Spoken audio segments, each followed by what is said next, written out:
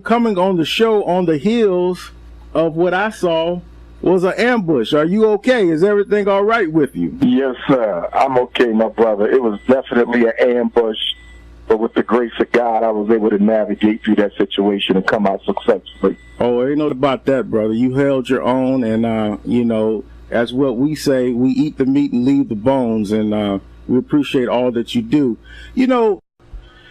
Look, man, let's just put it as they say, where the goats can get it, man. Let's just lay it on out there. Our community is in a crisis situation. We need all hands on deck, and that's why I can't understand why I hear all the criticism sometimes as it relates to you and other people who take positions as it relates to what we need to do to lift the consciousness up in our community. The question that I'm asking, what do we need to do, Brother Johnson, to build a better community? Because right now we don't even have a community. We have neighborhoods. I mean, this is just a place of existence. What do we have to do to break those chains, in your opinion, Dr. Umar? The first thing we have to do, the very first thing, is we have to separate those who are serious and sincere from those who are simple-minded. How do we do that? Because, it's just like, for instance, my brother uses the analogy when the Titanic hit the iceberg, and people so you're supposed to be plugging the holes in the ship, but we got brothers and sisters, instead of plugging the holes, they're knocking more holes in the bottom of the ship.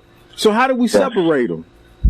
I think what we all have to do is we have to exercise our own responsibility within our social network and our family networks and our professional networks, and determine, based on our own experience with the people we know, who we believe to be serious and sincere.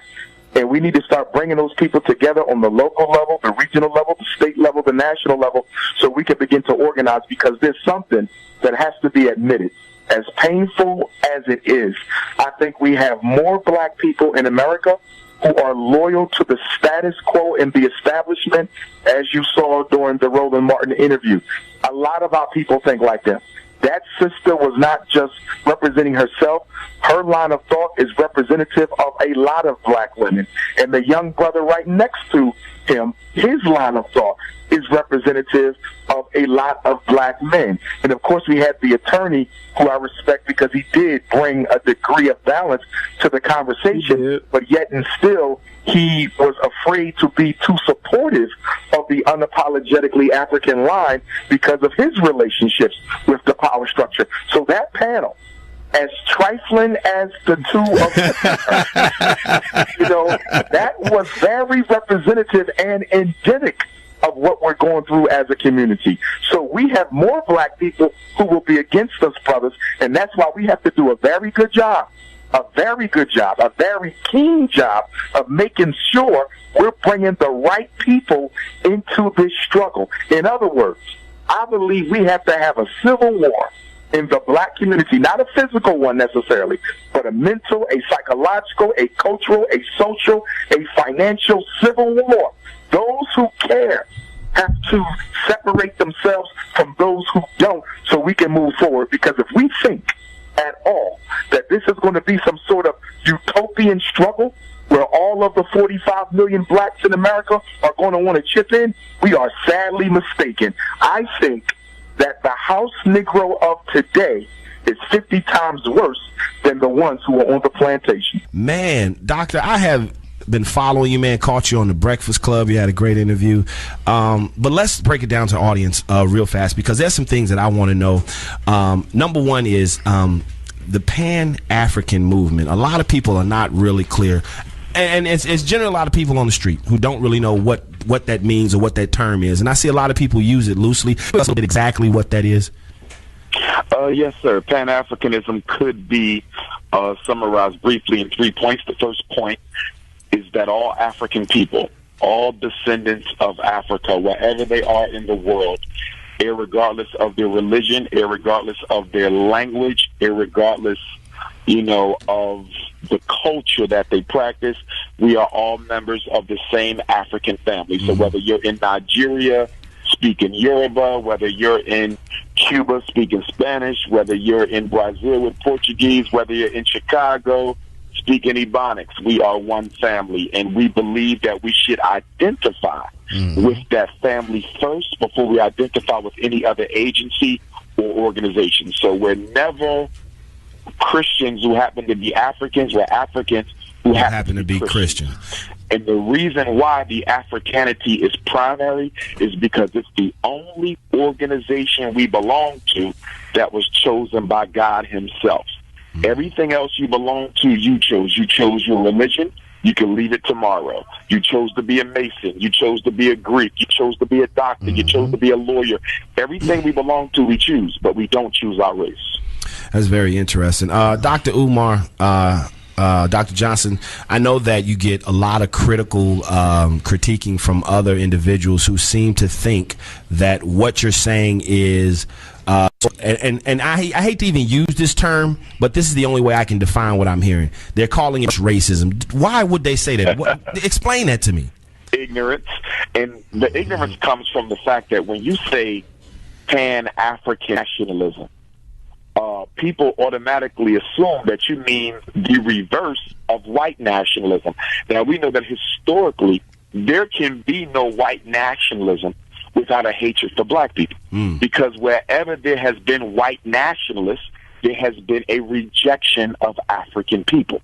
So when we say Pan-African nationalism, or other brothers would say black nationalism, people assume they must be the reverse of the Ku Klux Klan. They must be the reverse of the white knights. Nothing could be further from the truth. I do not have to hate you in order to embrace myself. So, for example, the Breakfast Club interview, what's getting a lot of attention now is the fact that I said that I have a difficult time respecting black men who are not committed to black women. I heard that. And people say, well, how could you say that? I could say that because, number one, that's my position. See, within Pan-Africanism as Garveyites, we don't believe in interracial marriage. But we don't believe in interracial marriage not for the same reasons as a white nationalist.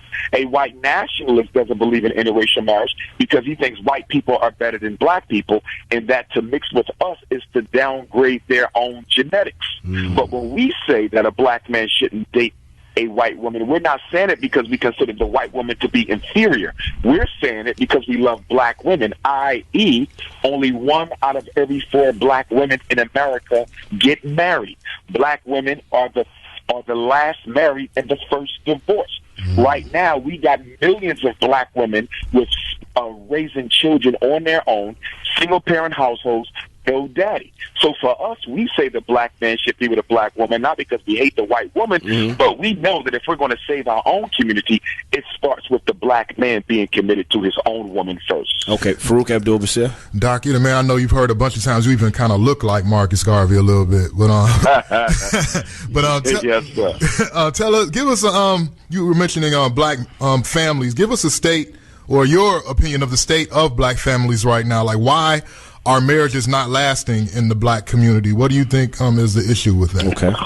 Okay. The disintegration of the black family in America intensified in 1970. 1970 was the decade that America used to make the black man economically irrelevant to the black woman.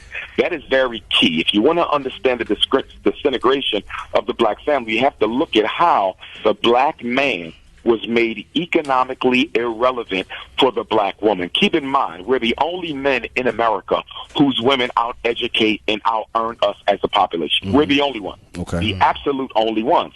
And so what happened was in the 1970s, the United States government started economically castrating black men, financially effeminizing black men by taking away all the trade skills out the high schools, taking away all the factory jobs out of the neighborhoods. Remember, up until this week, in your neighborhood, a decent factory job, good paying wage, good benefits, good retirement, and for many of us, our great-great-grandparents, they never had college degrees. Some of them never even finished high school, but they still lived decent lives because there was life wage paying jobs available at the time.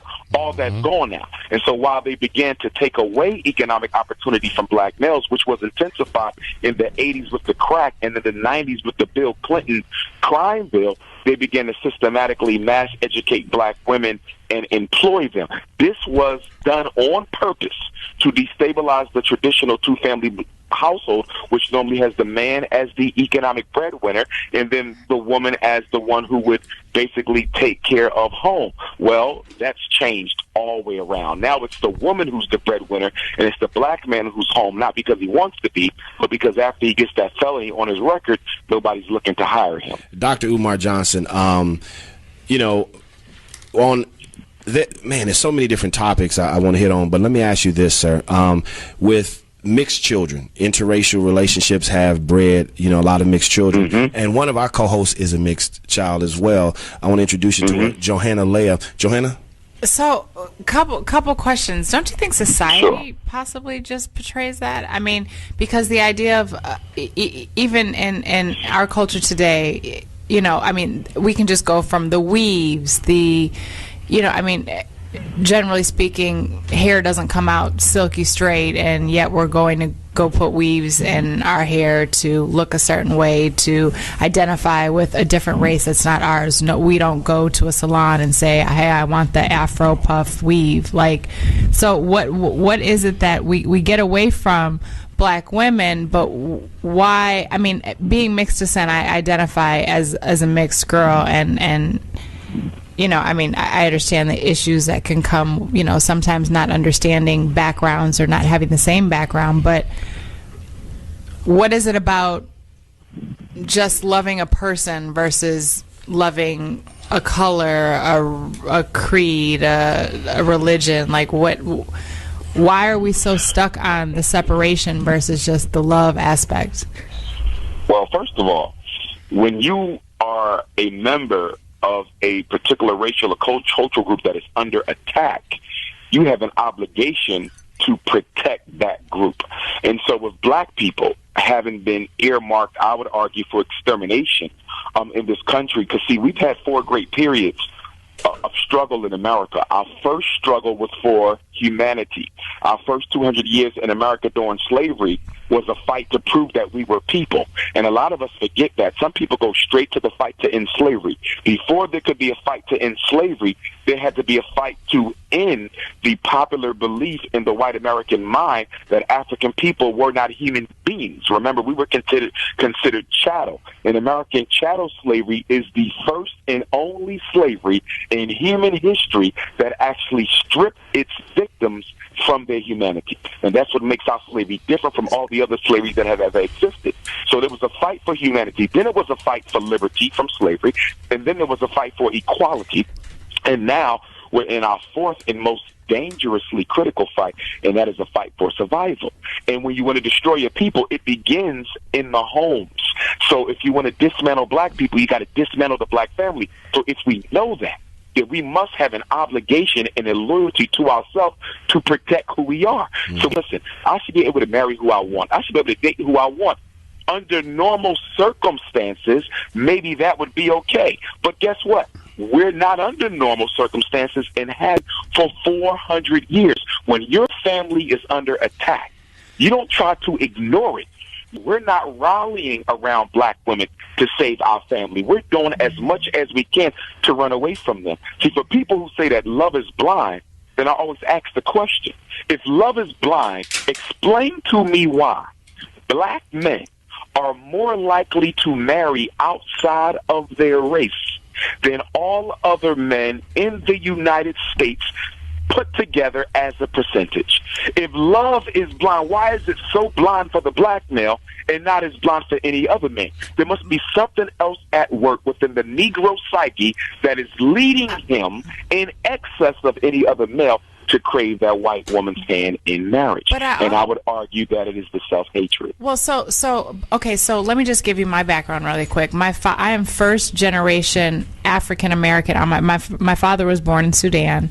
He doesn't even identify with an African American male. I mean, he acts like it's just the end of, well, rest in peace, Dad, but the end of the earth. And then my mother is 100% Greek, adopted at birth to a Jewish family, and she identifies as Jewish.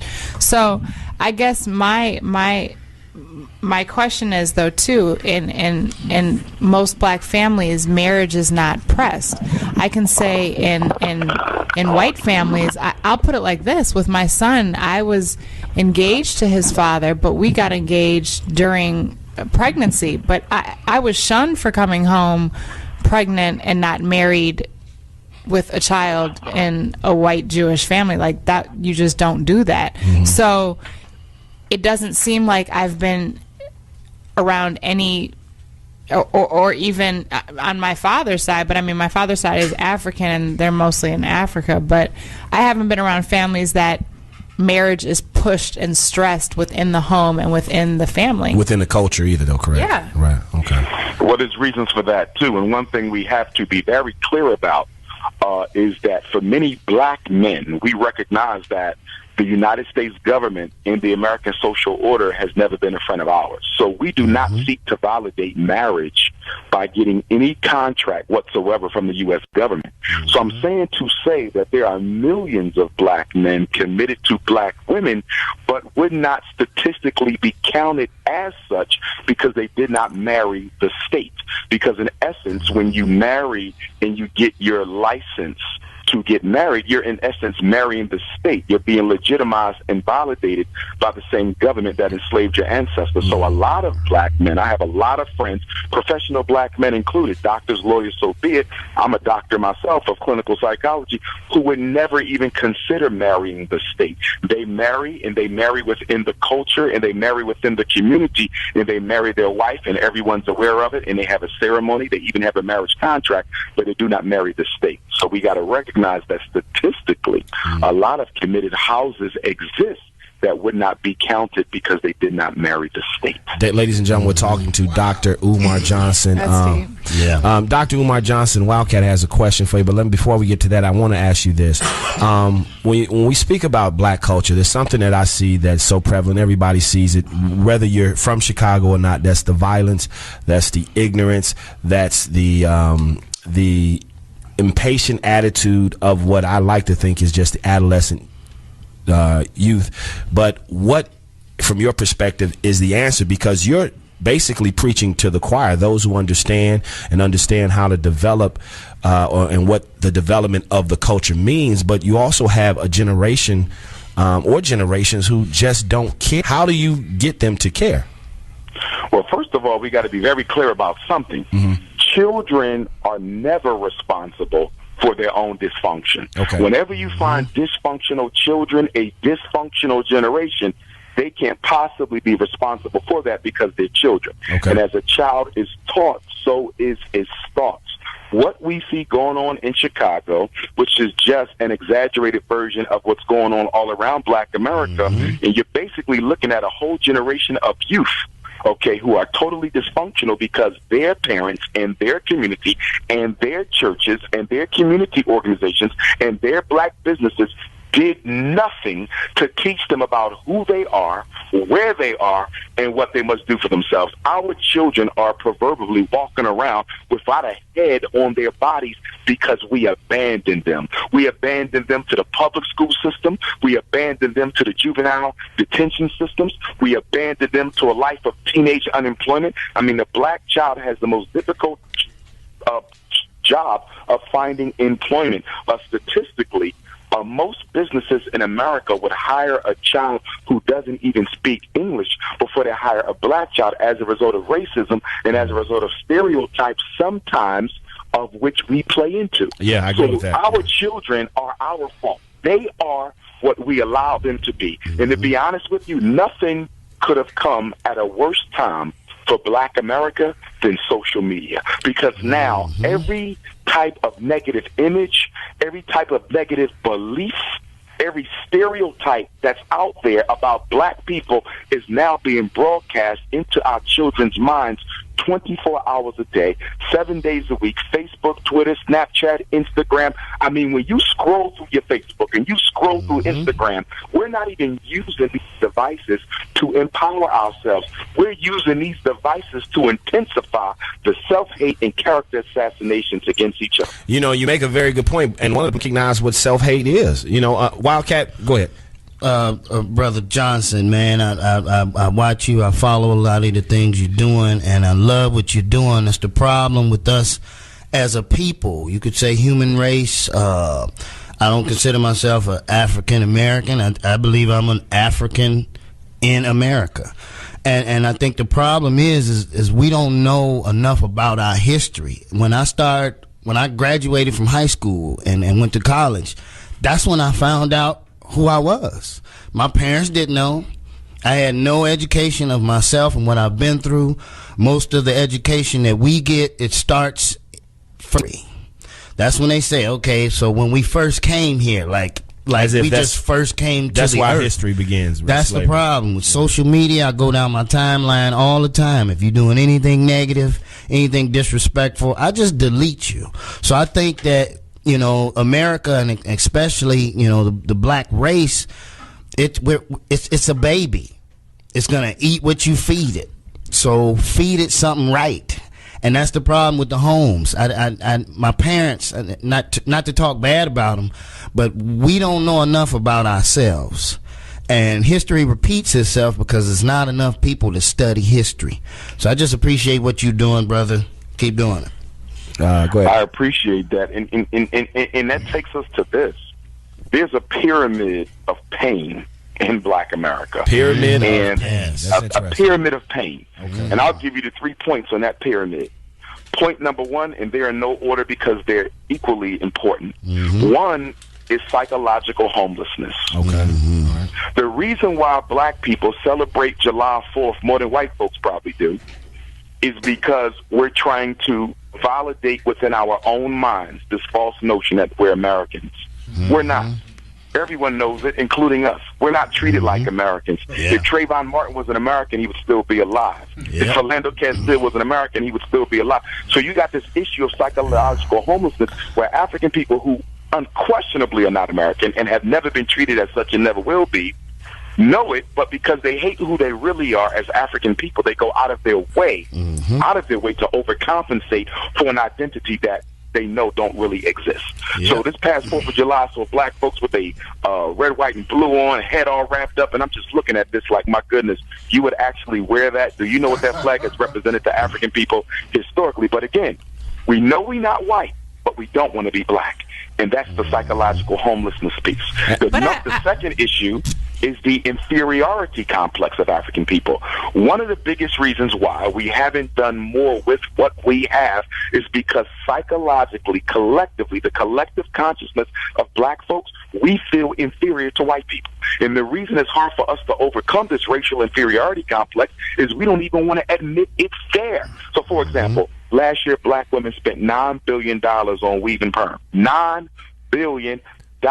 Okay, that's more than the total GNP of 20% of the countries on the African continent, and this is what Black women spent on hair. Now, they'll go out of their way to look like white women and then tell you that they don't have an inferiority complex. Or the Black man who marries white women more than any other non-white man in America, but he will tell you he doesn't have an inferiority complex. So that psychological inferiority is a very sensitive topic with us because we never have the conversation. And then the third point on that pyramid is emotional defeatism.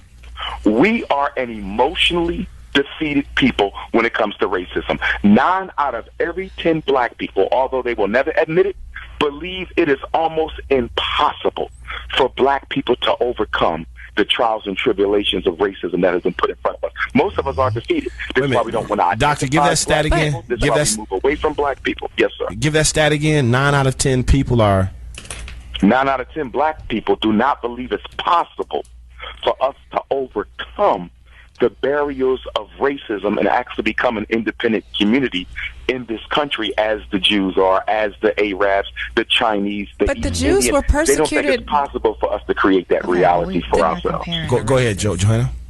You want to say, Johanna? Yeah, well, but this is where I get confused because Jews were persecuted in 1938, and it was a pretty strong persecution as well. And for whatever reason, I mean, pick up, carry on, know the history, and are okay. Like when as a race do we stop and say, okay, you know what, this happened to us. we're going to keep moving forward. But the problem is the ignorance. It's when we don't want to get up, when we don't want to educate ourselves, when we don't want to work hard. That's when we become statistics. But I don't see one person in this room that should be treated any differently based on, I mean, they're well spoken, well put together, has a head on their shoulders. I mean, like, I just feel like we're throwing ourselves. I mean, obviously you're a very, very well spoken man. You're a doctor. You've worked very hard. You've educated yourself. Who's going to turn around and tell you, no, and you can't? And guess what? It happens all day. Like, when do we leave the fact that we're black and take that out of it and just say we're going to keep plowing through? You can't take that out of it. Right. You can't take that out. But my father is African and doesn't even identify with anything. No, but your father is an African immigrant. He's not an African who's a descendant of enslaved Africans. And the reason, although we're all family from a Pan-Africanist perspective, the reason I have to draw that distinction is because African immigrants are not considered threats to the American social order. And the reason African immigrants are not considered threats to the American social order is because they can be deported. In fact, the only non-white people in America who cannot be deported are the descendants of enslaved Africans. We have no place to be sent. Slavery destroyed the psychological connection that African Americans had to Africa. So you can't deport us back to Sudan or Ghana or Nigeria or Ethiopia because the white man ironically destroyed the very thing he needed to get us out of here. Now, so how do you get rid of 50 million people who you don't want? You have to systematically exterminate them from within. Now, it's interesting you say that. Earlier today, I was watching a news report that came on, and it was something that was going on down in one of the southern states. And they were protesting taking down this monument, which had some negative images because it was Charlottesville, Virginia. Exactly. And they interviewed one of the Ku Klux Klan members who were marching in this. And one of the things that stood out to me, he was like, if you people don't like it, y'all can just leave. Why don't y'all just leave? It wasn't a resolution of ideas or differences. But what got me was the fact that he said, you should just leave. And that bothered me because we never asked to be over here in the first place. The first place. Not only that, white people need to be very careful about telling black people to go home. And the reason I say they need to be very careful about telling black people to go home, because if we told white people to go home, they don't have one to go to. And I'm not being disrespectful, but the European is not indigenous to a single continent on this planet, including Europe. He doesn't have an original home. In fact, Europe is not even a continent. Europe is Western Asia. But the reason he carved it out and made it a continent so he can give the false notion that he actually has a home on this earth. Wow. All right, real fast, Fruit. Go ahead. All right, Doc, I got a quick one.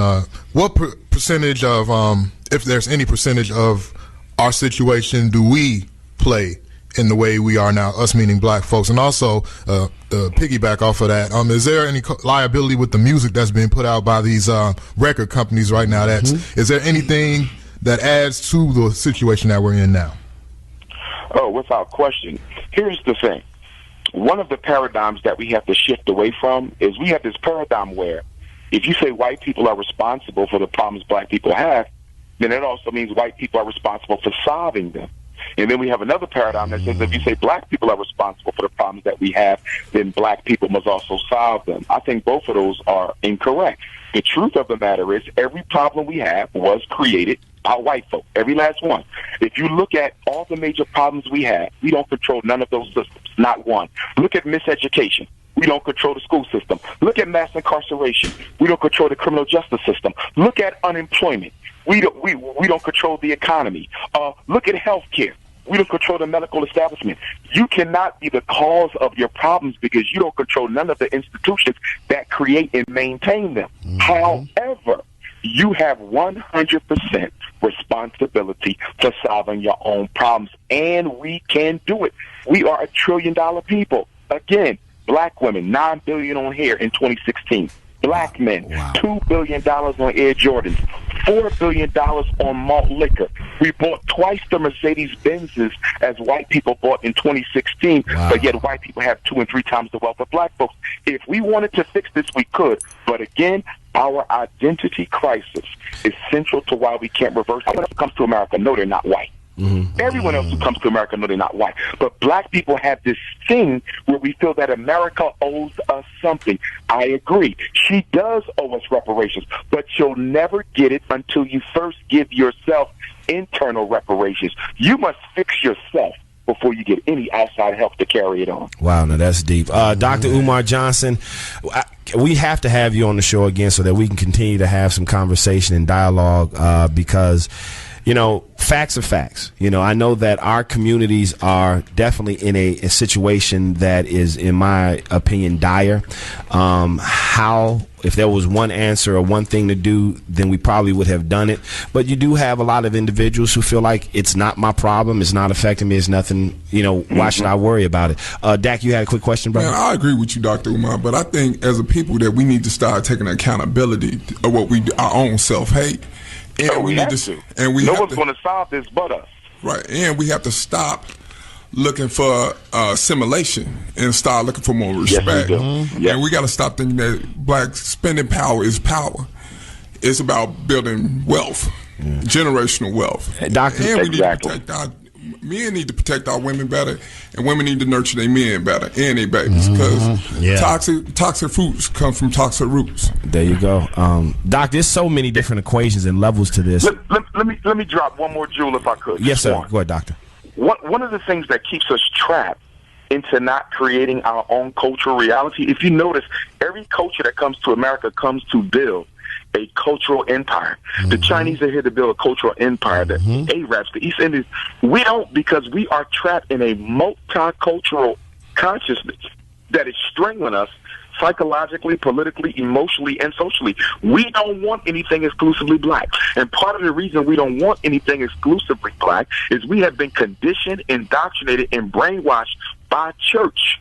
Yes, religion. Oh, yeah, we need to step away from religion. That wanting anything just for black people is wrong. And as a result of that, we're always looking to share in with other people who absolutely can't stand our guts. And we won't wake up to the reality that if we're going to have a future for our babies, we have to secure it for them. We believe that is something wrong with fighting for black people. We believe we got to fight for all people. And that right there is the quicksand that keeps us stuck. Yeah, we do worship religion more than we worship God. And I think it's important to know that fighting to save your black culture doesn't mean you hate other cultures. Yeah. Exactly. Not at all. First of all, you can't find no evidence of black people system. See, here's when white folks say you're reverse racist, I'll ask them real simply: have black people ever created a disease to systematically exterminate your culture? Have they ever done that? Have black people ever created a biological weapon? Have we ever created an atomic bomb? Have we ever systematically enslaved another people just because of their race? Are we guilty of ever dehumanizing another human population? When you look at what Europeans have done to black folks, I find it audacious for them to turn around and accuse us of being who they are with absolutely no evidence to support that claim. Ladies and gentlemen, Dr. Umar Johnson. Dr. Umar Johnson, where can people follow you or catch up with you? Yes, sir. The website, drumarjohnson.com, DRUMAR Johnson.com. They can link with me on Twitter and Instagram at Dr. Umar Johnson. The Facebook is Dr. Umar Ifatunde, and the phone number is 844 Dr. Umar. Again, it's 8444 Dr. Umar. And I just want your parents to know that we still do the Black Parent Teleconference every Tuesday morning, 6 to 8, free answers for black parents, 857-232-0158, and the access code is 870-864-POUND. Now, that's when you know somebody is serious, because people don't give you the phone numbers if they're not. Yeah. Doctor, we definitely want to have you back on the show. I hope you will definitely accommodate us, and whenever you're in Chicago, please, let's make sure we have you in and just, get that energy, because the information is what's important, making sure people hear it. And it's going to take a while for a lot of people to filter it, because everybody sort of has their own process. But Doctor, I want to ask you this one question in closing. When you look at the city of Chicago and what's going on here, is there one answer alone that will help us? Well, first of all, what's going on in Chicago is by design. Okay, whenever you want to make it look like it needs to be saved. So the violence and everything else going on in Chicago has been systematically engineered with the unemployment, systematically engineered with the economic desperation, systematically engineered with the poverty. You can create chaos by manipulating the variables that people need in order to survive. The reason Donald Trump is calling in the troops and everyone else to Chicago is because they're trying to ethnically cleanse Chicago. That decision was made over 10 years ago. Chicago, as well as Detroit, are the two Midwestern cities that must be taken back by white folks. This is nothing but a purge that is being disguised as a war against crime. But Dr. Johnson, I have to ask you this, and just looking at it objectively, I understood that point. I've heard that point before. But when you have, my man on the corner who pulls out a gun and shoot because he's mad, there's no system that has made him shoot. That's his own by his How design. did the gun get there? I mean, he still made the decision, though, Doctor. But black men need more That's emotional true, discipline, but there's primary responsibility and there's secondary responsibility. Okay. Primary responsibility is for the person who even made the opportunity for crime available. Who brought the guns in? But and why nobody isn't forced that him being to go tried? buy the Who brought the drugs in? Yes, but if the gun was never there, he could have never bought it. Once again, we are skipping past the person who has primary responsibility, and we're going straight to those with secondary responsibility. Yes, he was wrong. Yes, he has to take responsibility. But if the white man never brought the guns in and crack in Chicago in the first place, we probably wouldn't even be having this conversation. Right, I understand that, but okay, the crack, the guns are here. For instance, someone broke into my car. It was a black dude, took all my stuff out of the car.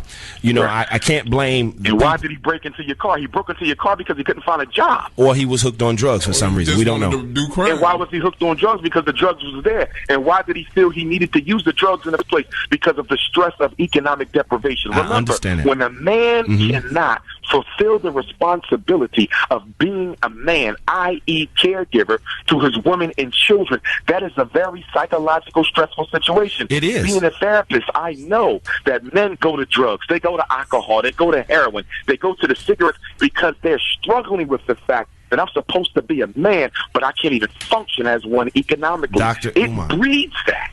I mean, I understand, but see, Dr. Umar, and I understand completely what you're saying. When I get up and I go to work in the morning, I see the women on the bus stops going to school, going to work. I see the brothers at 1 o'clock, 2 o'clock hanging out on the corners during the day. And why is that? Because they don't have a father to teach them to be responsible. And why don't they have a father? Because the fathers are in jail, pushed out the home, whatever the situation may be. It's all systematic. Now, even though it's systematic, there has to be a point. Let's go back. Let's go back. 60 years ago. Okay. Who was selling the drugs? Who was running the guns? Who was the gangbangers? Who was 60 years ago, it wasn't black people. Jewish it wasn't. immigrants. Right. Jewish immigrants. Okay. Italian immigrants. And Irish immigrants. They were doing the same things in Chicago that black men are doing today. Now, what changed that? I'll tell you what changed it. In 1940, the United States government upgraded Jews, Irish, and Italians to white status. Prior to 1940, they were not considered white. And as a result of giving them the white status in 1940, they gave the Irish the police departments in America's major cities. They gave the Italian the fire departments in America's major cities. And they gave the European Jews the civil service municipal jobs in most of America's major cities that they still control to this very day. In other words, gentlemen and sisters, they gave them an economic stimulus package. When are we going to give our economic stimulus package? All men commit crime when they're miseducated and economically castrated. The black man is not unique. It just appears to be so because we're not putting this within a historical context. I mean, I understand the historical context, but I still got to ask the question. My man makes a decision to stick a gun in my face, even though, now, the guns are here, and I agree with you, all of that. But there has to be a point where we, okay, let's set this axis and let's turn it. But if you got individuals who won't even acknowledge it and turn it, but you keep saying individuals. This is not an individual problem or system. This is systematic. Okay. And the problem with us as a people, we never solve problems because whenever there's a systematic issue, we want to take it to individual moral responsibility. It's bigger than that. Okay. If I am hungry and my 2 daughters need to eat, morals have nothing to do with the fact that I got to bust in your car and steal from you to sell something to feed my children. The large question is, why didn't my community create an economic reality for me? Keep in mind, y'all, we give the black church $14 million every Sunday. 14. Look at all the black churches in Chicago. And guess what? I haven't seen a politician, I haven't seen a community leader. I haven't seen a journalist in any city in America step to the black clergy and ask them, what are you doing to create jobs in our community? Good point. How can we let an institution that takes so much give us so little in return? No, good point. Good point. I do $14 million every Sunday. That's a lot of money. But it doesn't. I can't. I can't. I mean, all they care about is pastors rolling up nice, and they built this mega church. Happy people don't kill people. Happy people don't kill people. Miserable people. Crime is not just a function of opportunity and necessity. It is also a function of one's psychological state. So, happy people don't kill. Right. Give these brothers a decent education. Give them a livable wage job, and half of this stuff will go away. Let these boys' fathers out of prison so they can come back home and raise their sons, and you will begin to see changes. But as long as we ignore the systematic and just focus on people's individual moral responsibility, we'll never change this. Because the mother of all crime is miseducation, and the father of all crime is economic castration. And it doesn't matter how many Sundays you've been to church. When your opportunities get shut, you get desperate, and when you get desperate, people begin to die. Dr. Umar Johnson, real fast. But Doc, what do we do to break our generational curses, which is really generational pathological thinking? Number one, we got to stop focusing on the adults too much. To be honest, I think we're spending too much time trying to change grown people, and at the same time, you got a whole generation, millions of black kids in Chicago who are not being given the type of education and opportunities that will prevent them from making some of the mistakes that we made or that the previous generation made. We spend 80% of our time and resources trying to change grown people. I'm a psychologist. I can tell you, most grown folks will never change. True. It's hard to change who you are when you've been doing certain things for a long time. So forget about them and put that 80% energy on the 15-year-olds and the 16-year-olds and the 12-year-olds. There's an African proverb that says, every time a baby is born, that's God's message to black people that he hasn't given up on us yet. We still got time to fix this, but we got to focus on the children as opposed to spending all of our time on their grandparents and parents. All right, ladies and gentlemen, Dr. Umar Johnson. Dr. Johnson, thank you so much, man. Love you, Doc. I appreciate it, man. I really do. Thanks again. Appreciate y'all. And one last thing to my sister, ain't no such thing as biracial. If one of your parents is African, you African. Why? Because the European DNA is recessive. African DNA is dominant. When you mix chocolate milk and vanilla milk, you don't get half vanilla milk, you get chocolate milk. So you just as African as the rest of us, and I don't. But I just don't like to not identify. My mother was the one who raised me. My mother was the one who taught the black girl to go to school. My mother was the one who made sure her morals were in line, and she did what she was supposed to. So I can't take that away from her. Mother. You don't reject your mother. That's your mother. You never reject your mother, but you're an African with a white mother. There is no mix. There is no biracial, and never has been until recent time. This whole new identity matrix that they got black people fighting through, am I biracial? Am I multiracial? Am I non-racial? Am I part-racial? That's just a new strategy of divide and conquer, separate and rule, confuse black people with a whole bunch of new labels so they don't realize they black, so it becomes easier to isolate and dispose of us. If one of your parents are African, you are African, and that is nature's design. Dr. Umar Johnson, thank you so much.